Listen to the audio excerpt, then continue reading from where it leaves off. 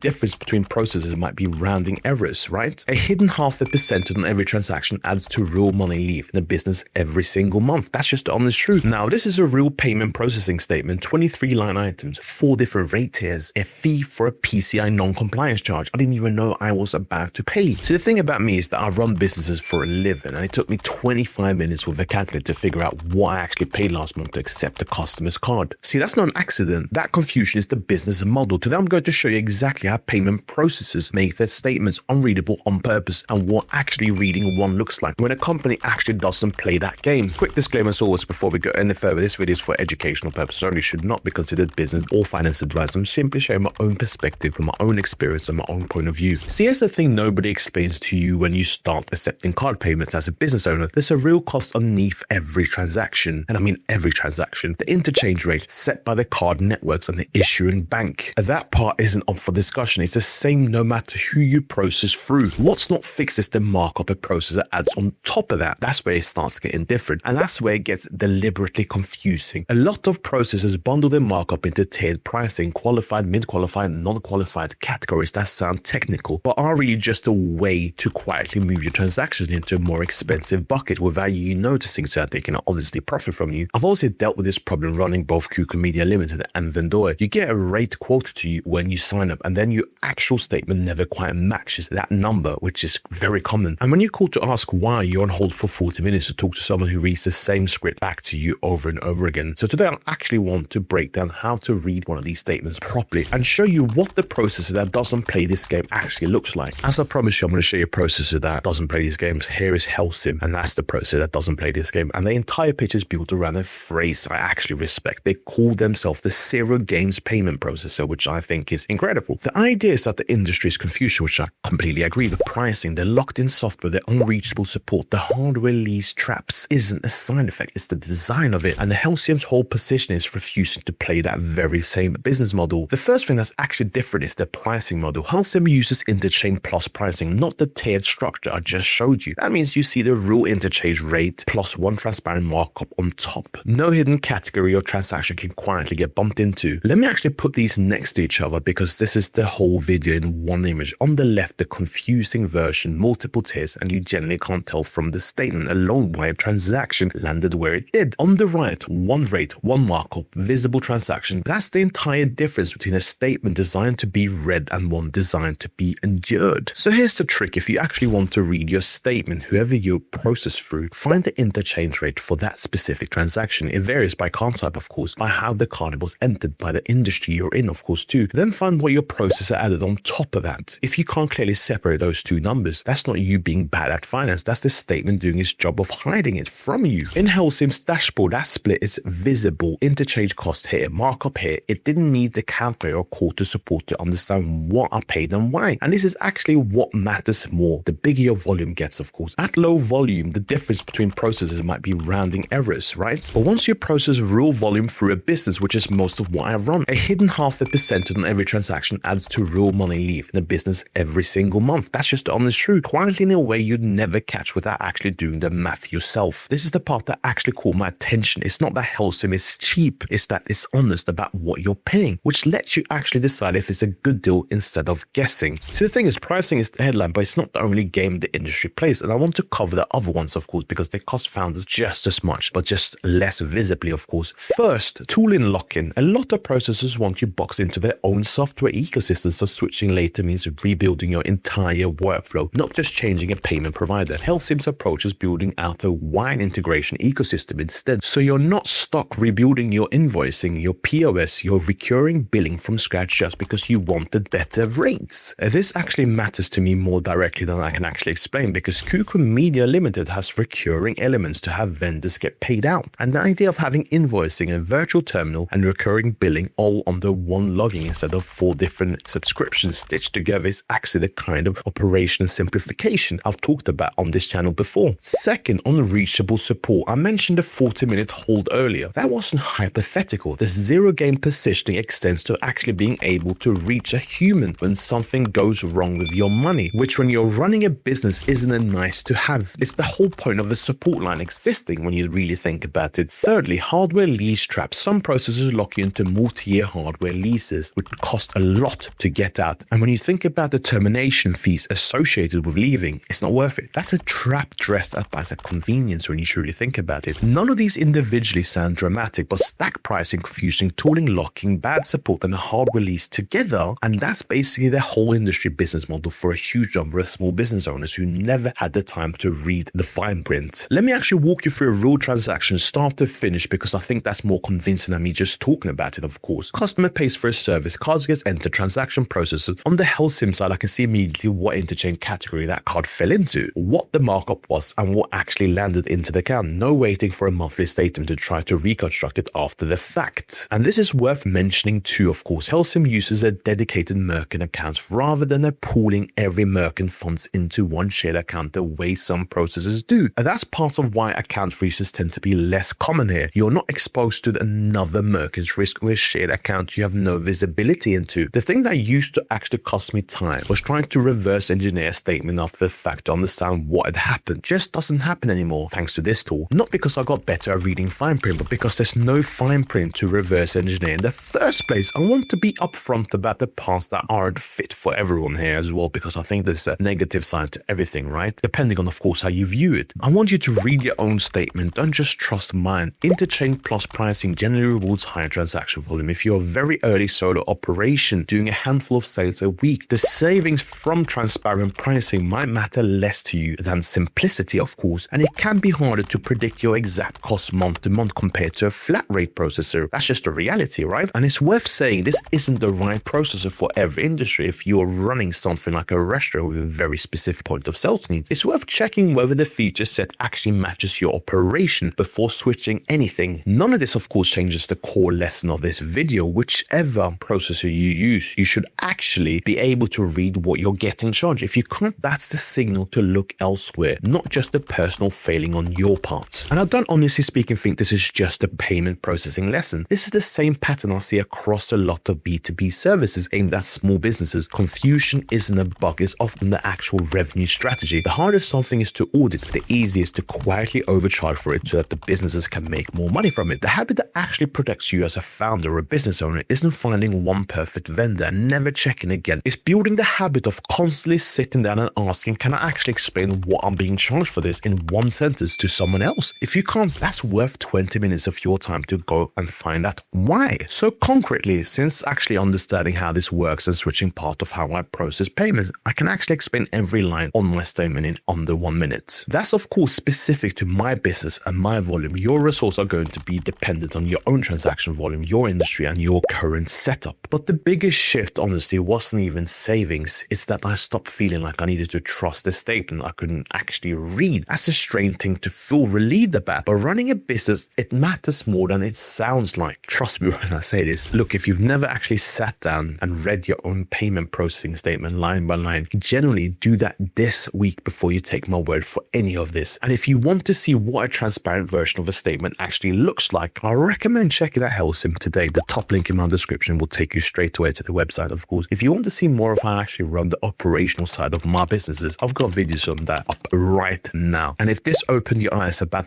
reading your statements more carefully, you know exactly what you need to do. Smash that like button, subscribe to the channel, and more importantly, tap the notification bell if you haven't done so already. I am rounding this video up now, and I'll see you on the next video where we're of course going to be talking about more business, finance, and entrepreneurship as always.